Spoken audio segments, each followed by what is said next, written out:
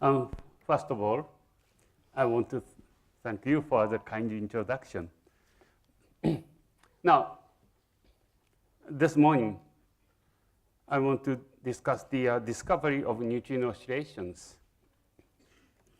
And as I show in this first page, there are two main experiments that contributed to the discovery of neutrino oscillations substantially. One is the Super-Kamiokande experiment. The other is the snow experiment. So today, I'm going to discuss neutrino oscillations discovered by,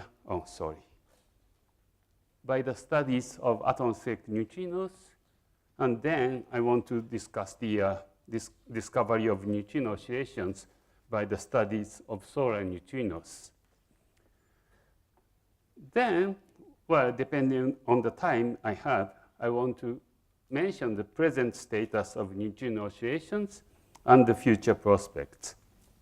Okay, now I want to discuss the atmospheric neutrinos. Well, of course, before discussing the discovery of oscillations, I want to discuss the history of the studies of atmospheric neutrinos. But again, before that, I need to discuss what are atmospheric neutrinos. Well, as you know, cosmic ray particles enter into the atmosphere, and they interact with the air nuclei. Typically, they produce pions, and then these pions decay to muons, then to electrons. And during this decay chain, 2 muon neutrinos and 1 electron neutrinos are produced. And they are observed in underground experiments. Now, of course, in order to do a science with these neutrinos, you have to predict the flux of these neutrinos. So how can we calculate the atmospheric neutrino flux? This illustrates how we calculate. First, we have the measured cosmic ray flux. Then, well, okay, this is the input. Then you have to calculate the cosmic ray interactions with air nucleus and the decay of these particles. And then you can get the flux. So it's simple. However, of course, in reality, there are various details come into the calculation. First of all, you have to take into account the geomagnetic field effect. Near the equator, for example, low-energy cosmic ray particles cannot enter into the atmosphere due to the geomagnetic field effect. Okay, so you have to take into account this. Then, of course, the Earth is the ball. Therefore, you have to take into account the 3D geometry. And then, of course, you have to know the precise proton-nucleon interactions. And then you have to propagate pions and muons and kaons and so on. You have to take into account all these, then finally you get this flux. And as I'm going to discuss in this talk, we had the first discovery of neutrino oscillations by the studies of these neutrinos. And before discussing the experimental details, I want to tell you the key features of the atmospheric neutrino flux, which were very important for the discovery. One is the nu mu to nu e flux ratio. Well, in the 80s, the absolute flux of the neutrinos had an uncertainty of the order of, say, 20 to 30%. However, if we take the nu mu to nu e flux ratio, already at that time, we understood the ratio quite well. And in fact, nowadays, we think we understand this flux ratio to an accuracy of about 2% or maybe less. Another important feature is the up-down symmetry of the flux. As you know, cosmic ray particles enter into the atmosphere. Essentially, if we neglect the geomagnetic field effect, essentially these cosmic ray particles enter into the atmosphere with the equal intensity to any place in the Earth. Therefore, the neutrino flux is expected to be up-down symmetric in the high energy region where the geomagnetic field effect is neglected. And in fact, as you can see from this figure, the flux is predicted to be up-down symmetric, and the uncertainty is expected to be less than 1%. Okay, these are the key features to the discovery of neutrino oscillations. Now, I move on to the experiments.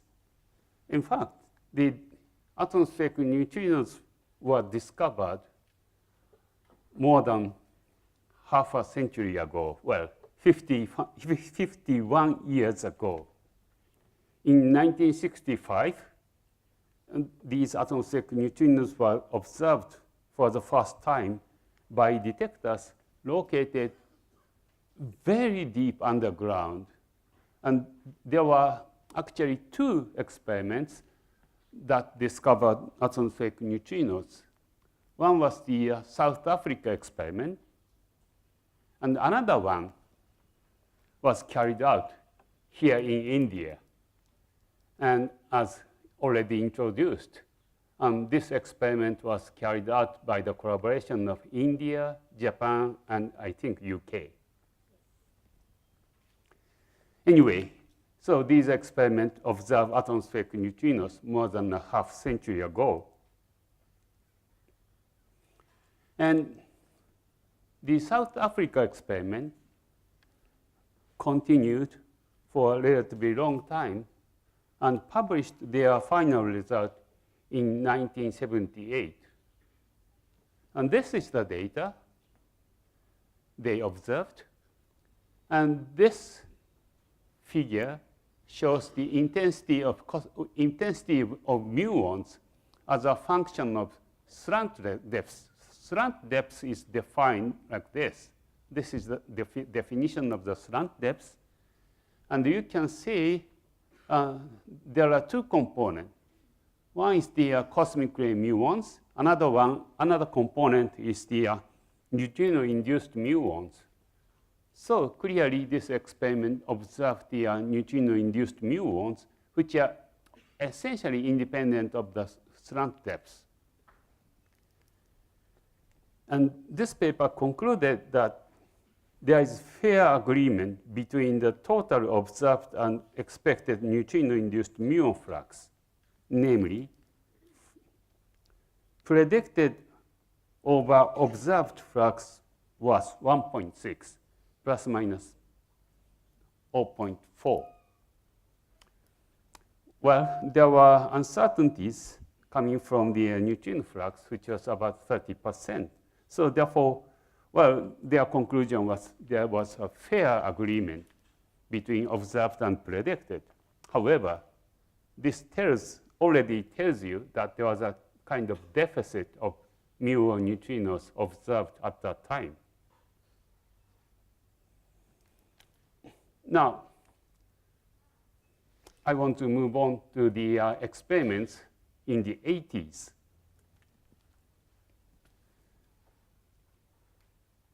In the 70s, about 40 years ago, there were proposals for new theory that is called grand unified theories. And these theories predicted that protons should decay with the lifetime of about 10 to 30 years. This is an exciting prediction. Therefore, in the early 80s, several proton decay experiments started. Here in this slide, I show you some examples.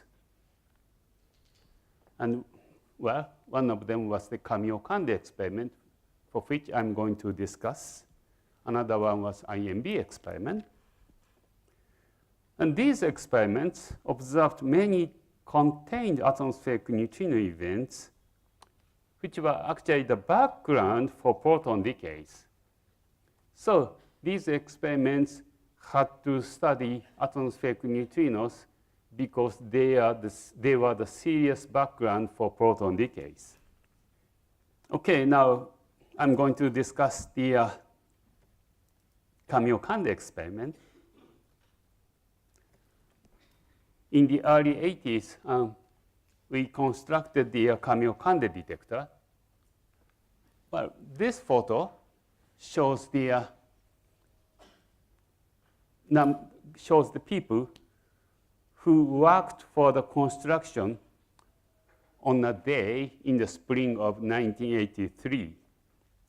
Basically, we constructed the Kamiokande detector with these numbers of people. And you can see here is Professor Koshiba, who was actually my thesis advisor and also was the 2002 Nobel Prize laureate. And well, behind him, there are 4 young students. And well, basically, these 4 people, including me, worked in the mine for several months in order to construct the Kamiokande detector. What was the actual work? Well, our work was like this. Well, Kamiokande is a water Cherenkov experiment. It is a 16-meter diameter, 60-meter high water Cherenkov detector. And therefore, we had to install photomultiplier tubes to the whole walls of the detector. Well, of course, 16 meters is really high. So it was a non-trivial thing to install the photomultiplier tubes to the side wall. So we had many discussions, and finally, we decided to use both in order to install the photomultiplier tubes into the tank. Well, unfortunately, this is not a very, say, convenient way to work.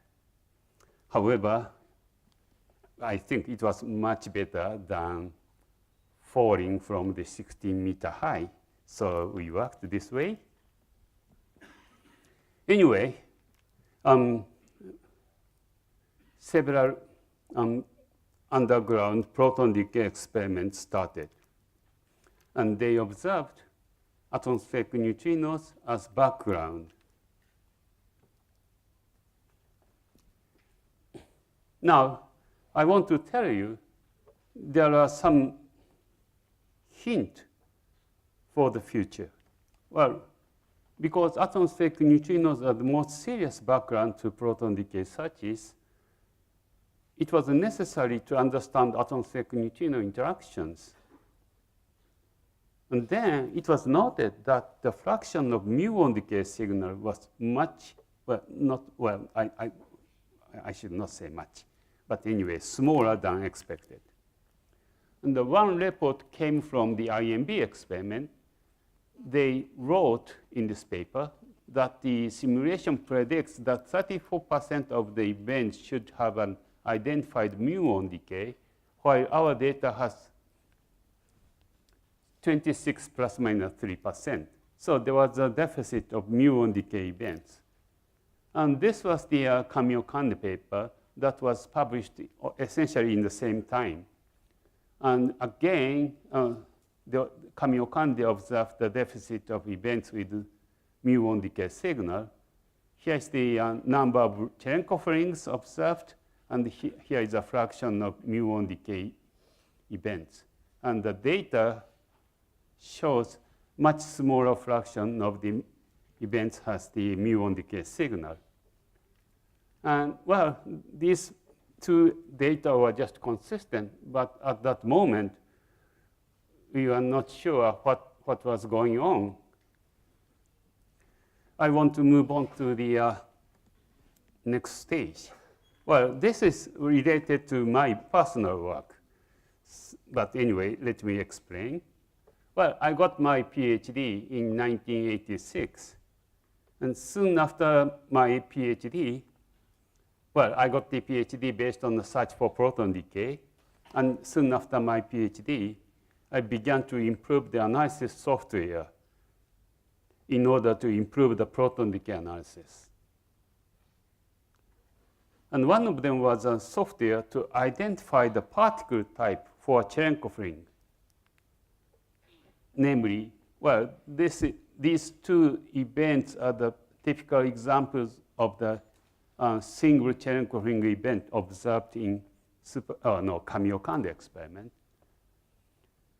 Namely, I wanted to know if a Cherenkov ring is produced by an electron. This is actually a typical Cherenkov ring produced by an electron, or by a muon. And this is the typical event observed by a muon. So we wanted to know if the event was produced by an electron or in other way, electron-neutrino interaction, or a muon in other way, muon-neutrino interaction. So this was the software I developed. And of course, if we develop the new software, we have to check very carefully. So as a test, the neutrino flavor was studied for the atmospheric neutrino events observed in Kamiokande. And then it was found that the number of muon neutrino events was much fewer than expected. Well, I would say this cannot be true. So I thought that it is very likely that there were some mistakes somewhere in the data analysis, simulation, and or data reduction.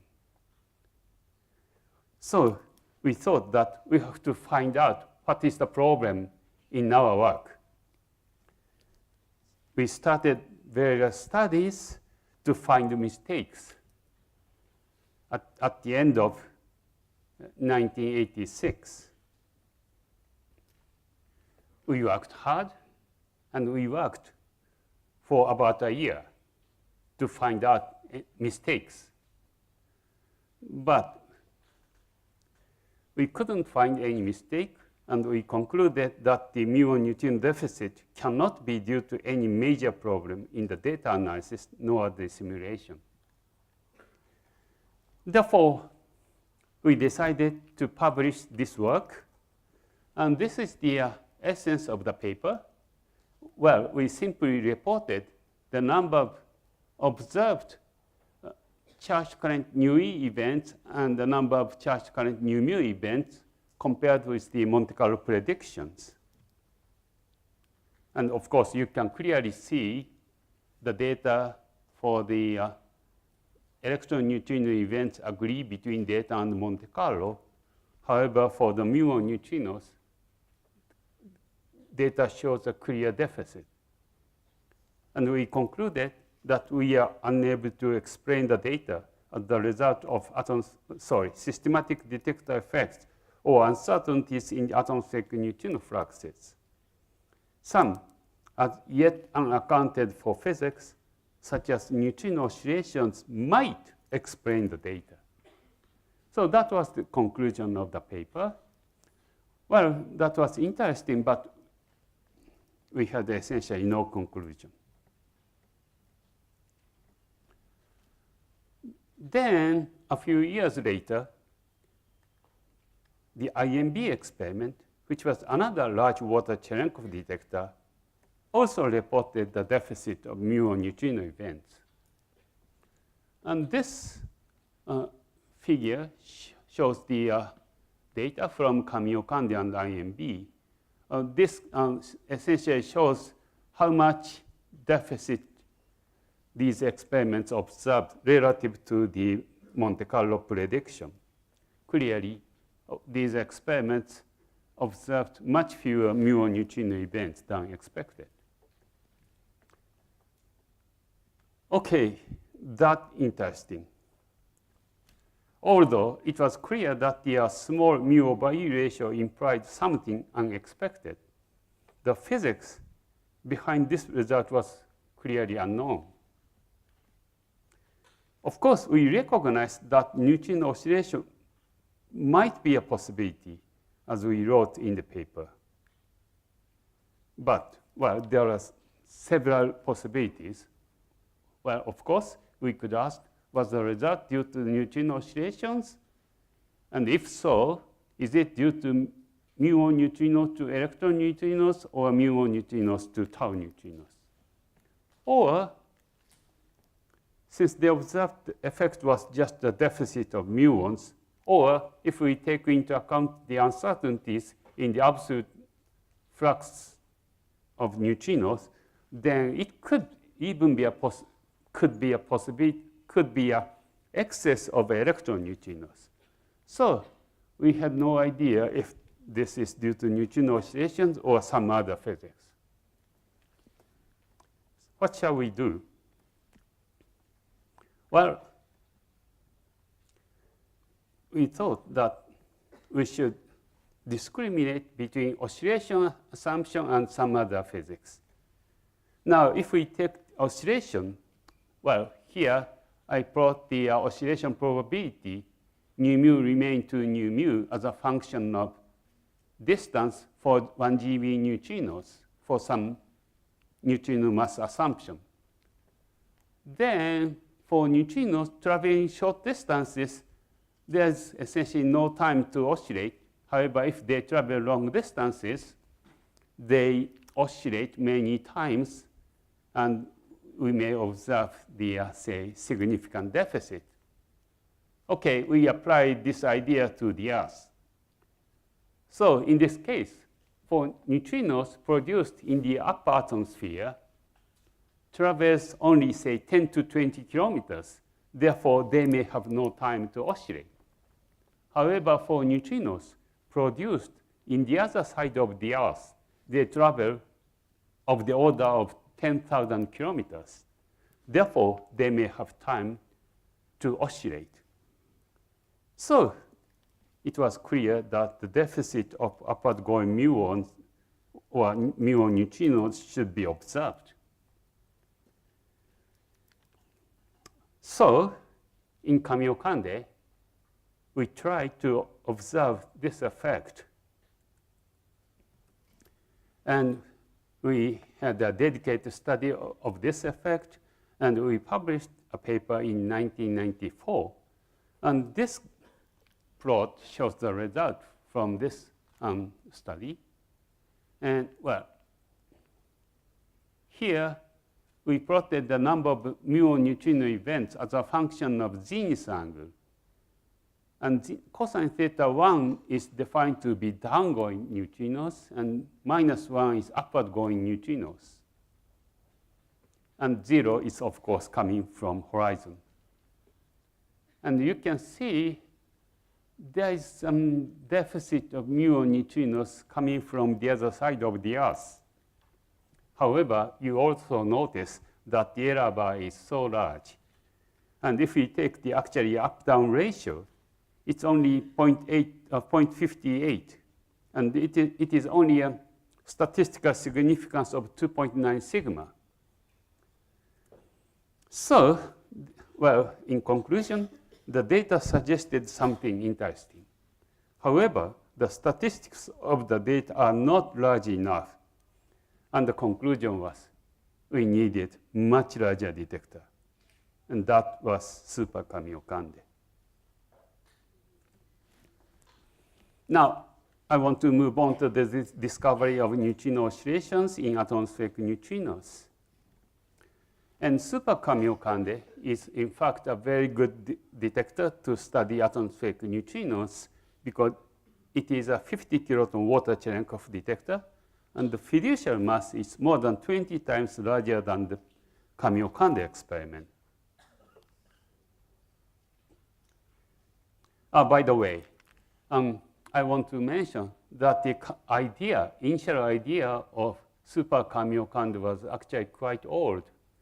The initial idea was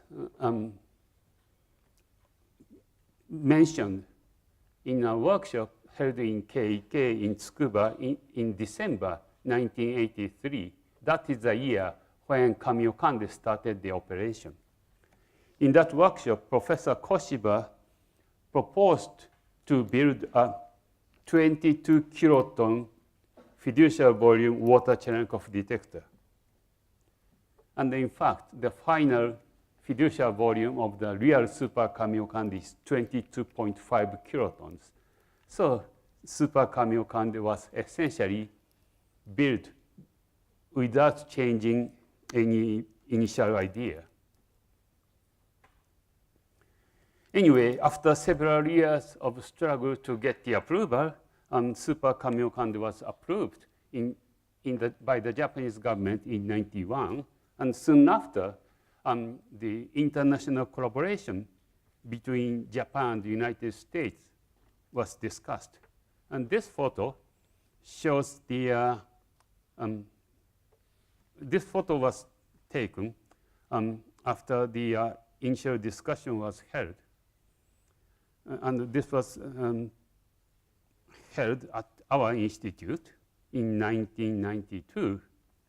And well, you may see several bottles of beer suggesting that the discussion went well.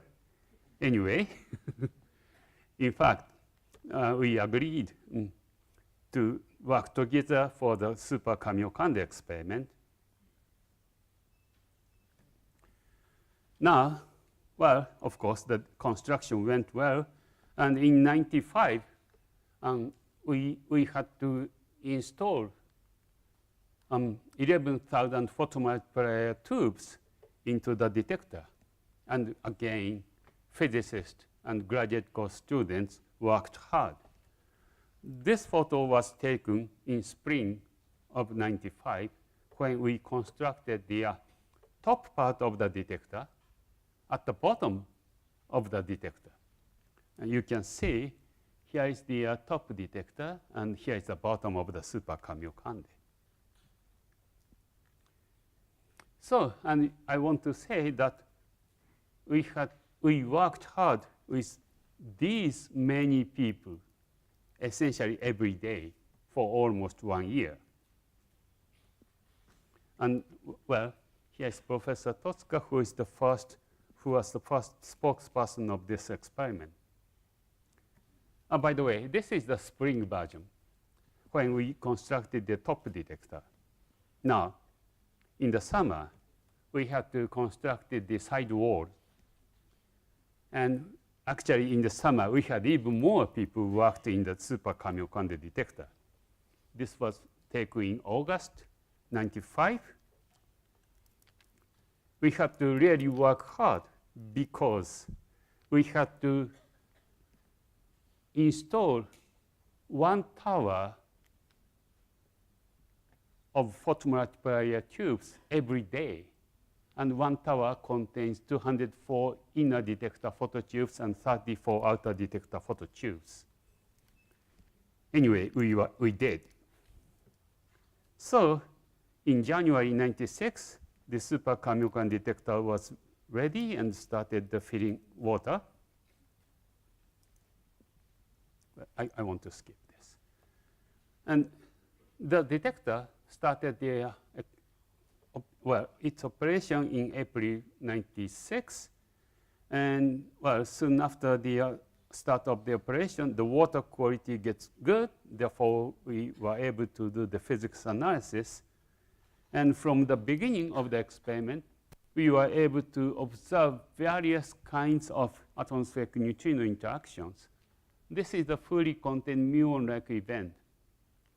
And this is the partially contained atmospheric neutrino event where neutrino interactions occur in the inner detector, but the muon produced by this interaction escape through the inner detector and leave some signal in the outer detector.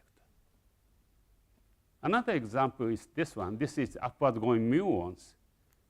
In these events, neutrinos interact in the rock below the detector, and only a muon produced by this interaction is observed, and they are coming to the detector from the bottom, and they exit from the top. And the energy range is from, say, 1 GeV for these events to 10 GeV for these events to 100 GeV for these upward-going muons. And we tried to use all these events from the beginning of the experiment. So it was very important that we work together coherently. And in fact, we worked very coherently. And in 2 years, we were able to announce the discovery of neutrino oscillations. This slide shows the copy of the slide used in 98 neutrino conference. Here, we show the Jeans angle distribution for electron neutrino events and muon neutrino events. Again, cosine theta 1 means downgoing, minus 1 means upward going. And you can see for upward going events, there is a significant deficit compared with the prediction. And statistically, it was a 6.2 sigma effect. Therefore, it cannot be a statistical fluctuation. In addition, there are several other supporting evidence. And from this, we concluded that the observed Jeans angle dependent deficit and the other supporting data gave evidence for neutrino oscillations. I think we were lucky because at that time there were other atmospheric neutrino experiments, and these experiments reported the same effect. Namely, they show the Jeans angle dependent deficit of muon neutrino events, and therefore confirmed neutrino oscillations. Okay, so far I discussed the atmospheric neutrino oscillations. Now I want to move on to solar neutrinos. Well, the fundamental question related to the solar neutrino observation is we wanted to know what is the energy source of the sun. Of course, we know that the energy source must be nuclear fusion processes. A helium nuclei is produced using 4 protons, and during this fusion process, 27 MeV is released. Therefore, this is the energy source. And in order to confirm that this is the process occurring in the sun, we have to observe neutrinos. That is the most direct way. Well, this looks like simple. However, in reality, the fusion reactions occurring in the sun is a little bit more complicated, and which is summarized here.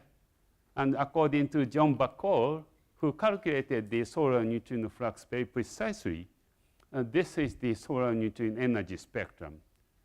So you can see several continuous spectrum together with several line spectrums. So we wanted to observe solar neutrinos in order to confirm the energy source for the sun. The first experiment, first solar neutrino experiment, started about half a century ago.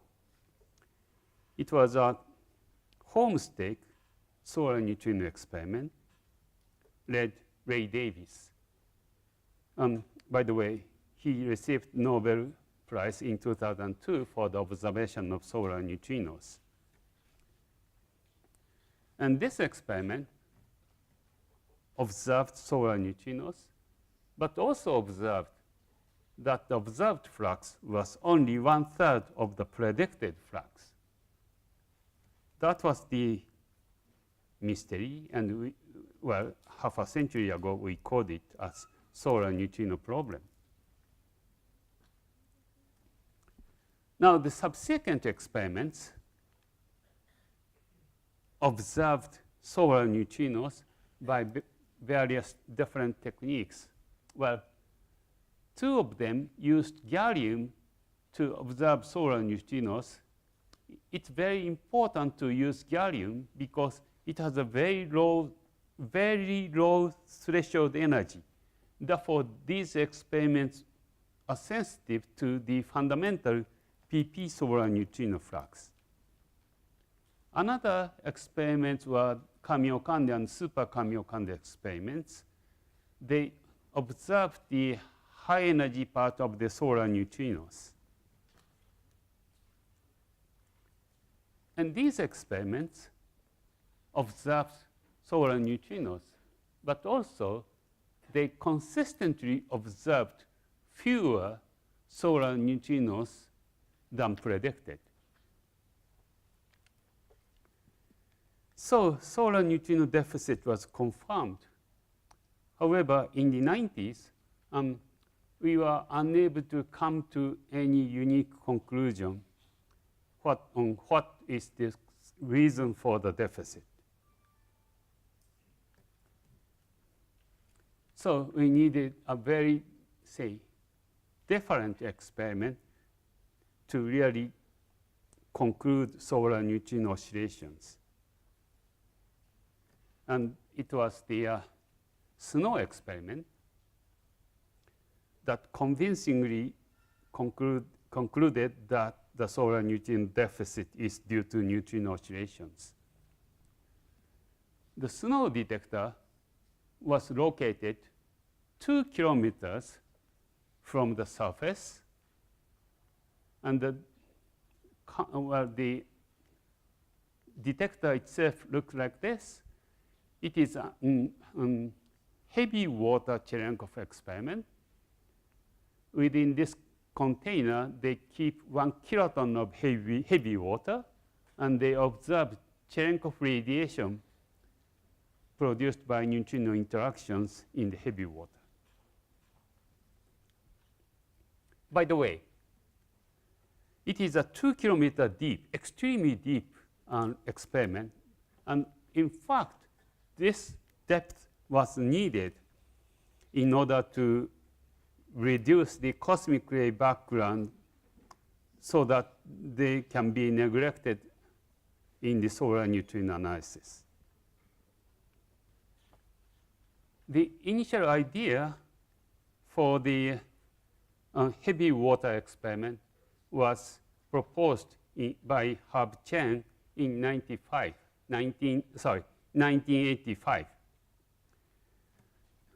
In this paper, he described that a direct approach to resolve the solar neutrino problem would be to observe neutrinos by use of both neutral current and charged current reactions. Then the total neutrino flux and the electron neutrino flux would be separately determined. And for this, he proposed large heavy water Cherenkov detector. And in this experiment, the neutral current reaction and the charged current reaction should be observed. And therefore, this experiment should be able to get the conclusive result on solar neutrino oscillations. Well, this was, in fact, extremely interesting idea. And in fact, already in 1986, the SNOW collaboration was formed. Well, actually, even before 1986. And this photo was taken in 1986. And here, Herb Chen and George Yuan were the initial spokespersons of this experiment. Then David Sinclair was an UK spokesperson, became a UK spokesperson in 1985. And then Art McDonald became the US spokesperson in 1987. And he moved to Canada, becoming a director of the project in 1989. And also in the 86, they wrote the proposal to build a neutrino observatory in Sudbury, Canada.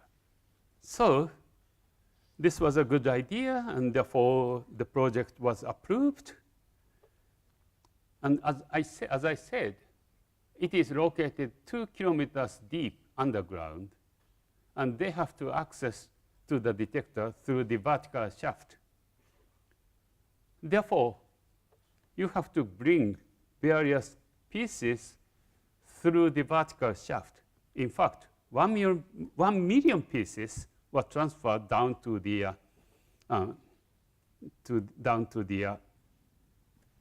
construction place through the shaft. And these photos shows the construction of the detector. And the detector was filled with pure and heavy water in April 1999. By the way, this is the neutral current reaction. So neutrinos disintegrate deuterium, producing proton and neutron. And well, in the final state, there are no charged particles that can travel above the speed of the light in heavy water. So there should be no Cherenkov photons. Therefore, you need some trick to observe neutral current events. And they actually used 3 methods to observe neutral current events.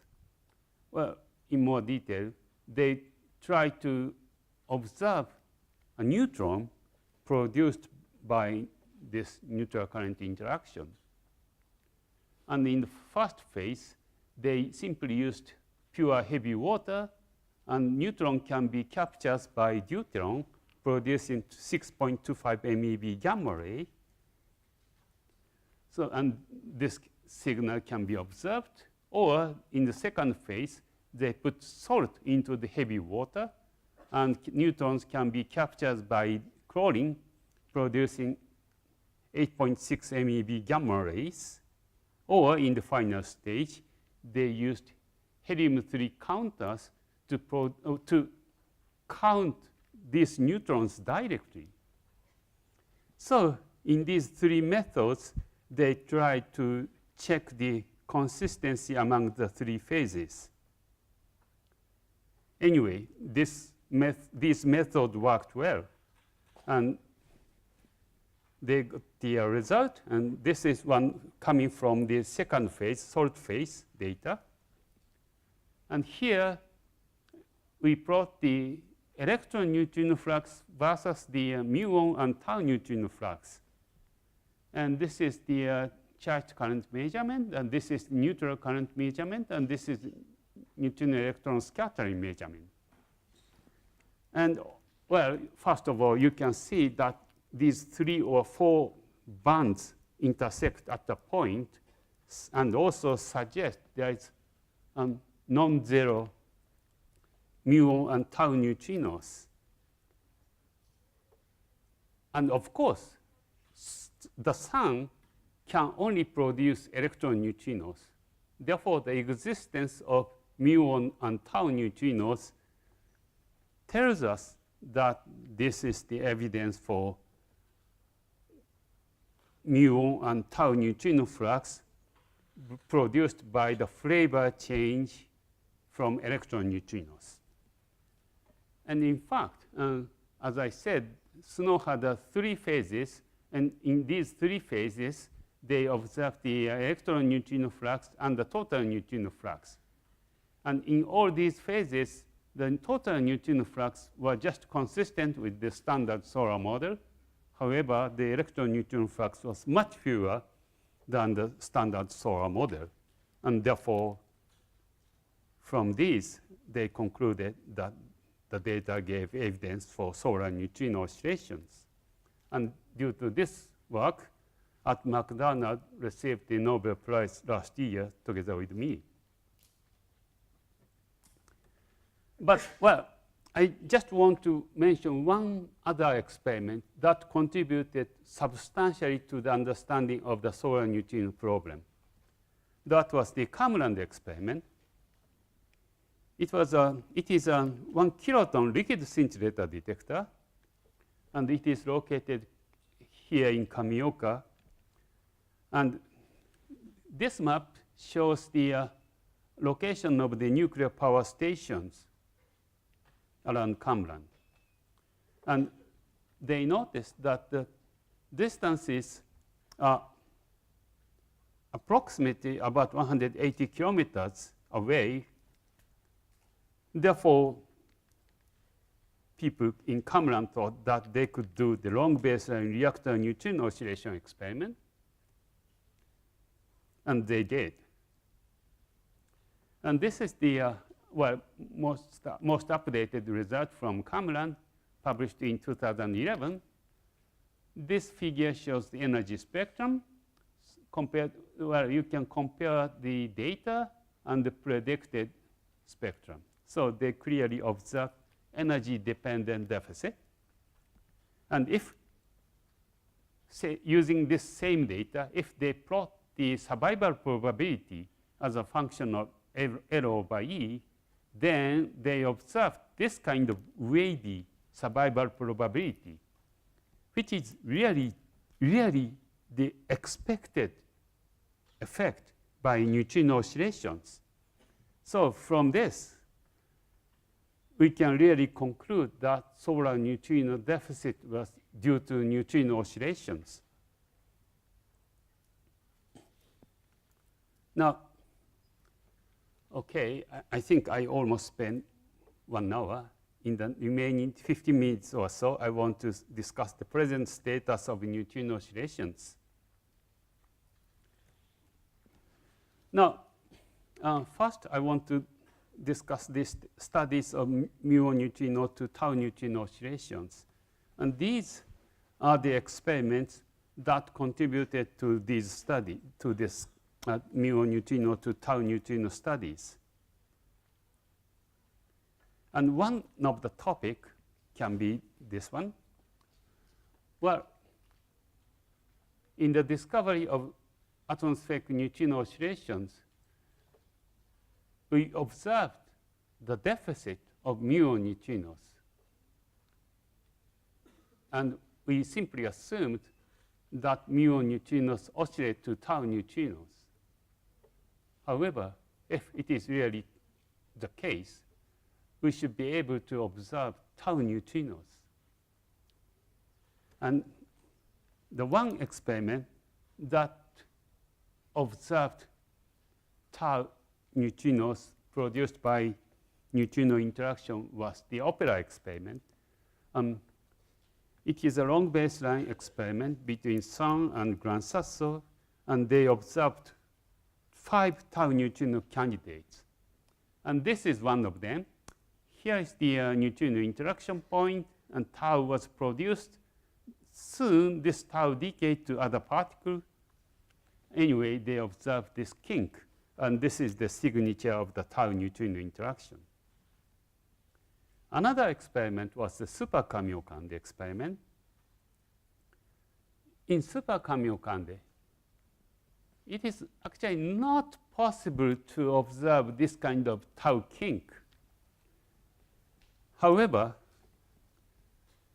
in Super-Kamiokande, we try to find the most, say, tau-like events. And after several statistical analysis, we come to this Zin's angle distribution.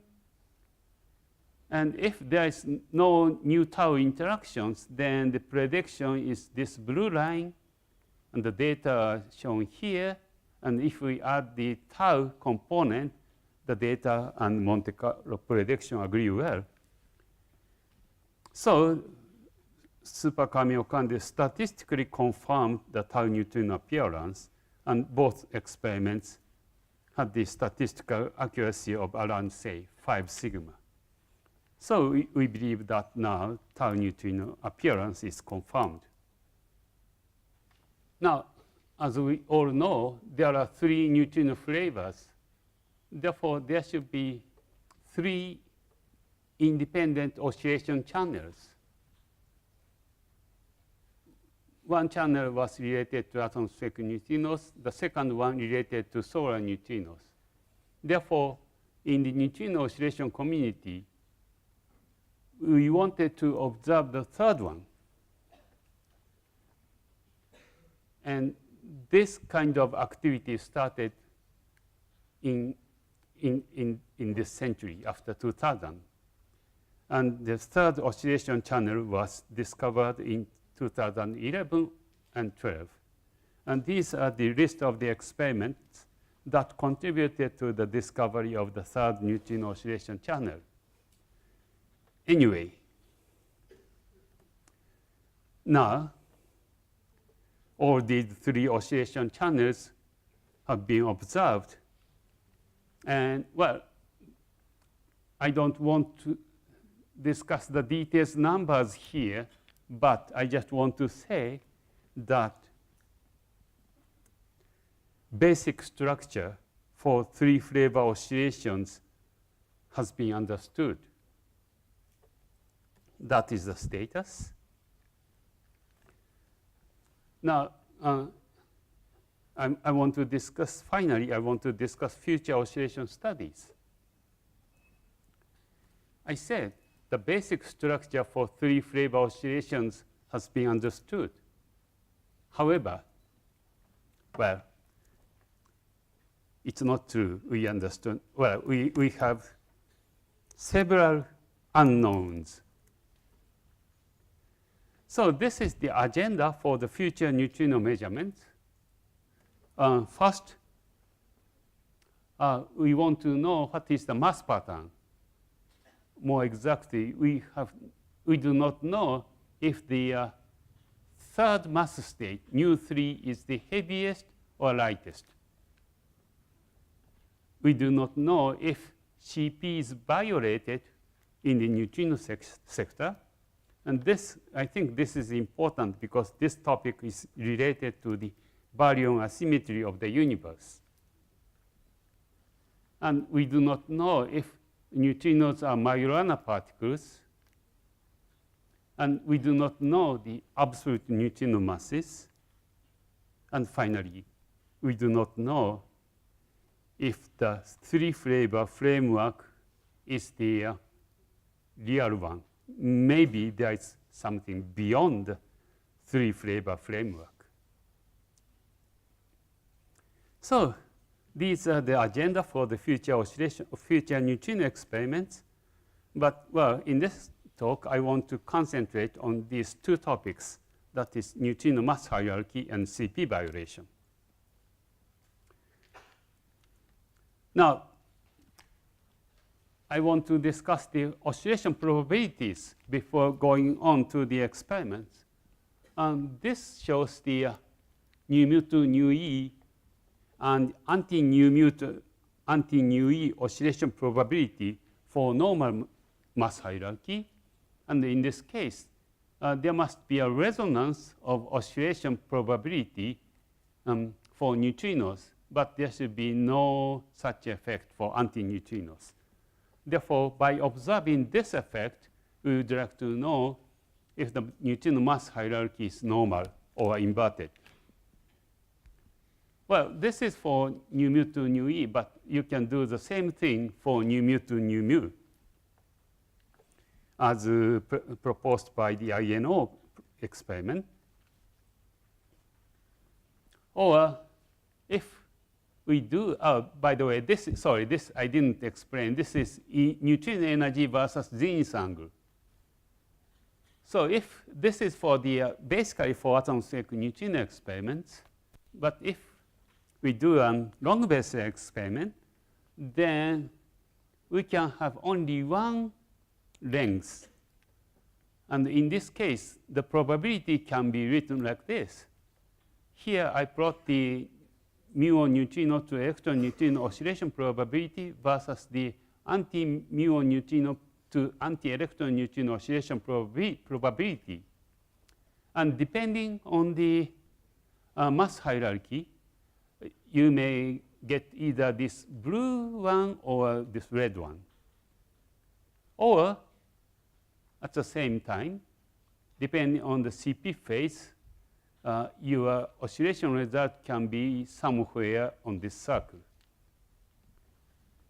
So this is the basics for the oscillation probability. Now, knowing these, there are several proposed experiments. But before that, I just want to mention the present status. Well, I don't go into detail, but at this moment, there are experiments that is trying to measure the mass hierarchy and CP phase. One is the Super-Kamiokande atmospheric neutrino experiment. The second one is the NOVA long baseline experiment. And the third one is the T2K long baseline experiment. And in these experiments, essentially, they try to show the chi-square as a function of CP phase and the mass hierarchy pattern. Well, if this chi-square is close to 0, that means this is the favored region for these CP phase and mass hierarchies. Or for example, in Super-Kamiokande, they prefer normal mass hierarchy and the CP phase around here. So they have this result, and NOVA got the same, essentially the same result, and T2K also got the same kind of, well, essentially same result. I don't go into detail, but already these present experiments got some interesting hints. In summary, they prefer normal mass hierarchy, and the CP phase is preferred to be around 1.5 pi. All these experiments suggested these single points, although statistically, the results are not convincing yet. So, therefore, we think we need next generation experiment to really understand the mass hierarchy and the CP violation effect. And this is the map of the proposed or under construction experiments that try to measure mass hierarchy. So, well, in total, there are 7 experiments proposed to observe the mass hierarchy. And, well, I'm very happy to say that the neutrino oscillation field is, say, progressing in a proper way. Another one is the CP violation measurement. And for this, I think we need long baseline experiment. And there are 2 large proposals, one in US and one in Japan. And anyway, we'd like to observe if neutrino oscillations of neutrinos and those of antineutrinos are different. And this is going to be a very difficult experiment, and we need the next generation long baseline experiments with much higher performance neutrino detectors. Okay, I'll summarize. Proton decay experiments in the 80s observed many contained atmospheric neutrino events and discovered atmospheric muon neutrino deficit. And subsequently, in 1998, Super-Kamiokande discovered neutrino oscillations. Solar neutrino experiments began in the 60s. And various solar neutrino experiments before year 2000 observed the deficit of solar neutrinos. Then the SNOW experiment discovered solar neutrino oscillations by the measurements of charged current and neutral current reactions of solar neutrinos. Since then, various experiments have studied neutrino oscillations.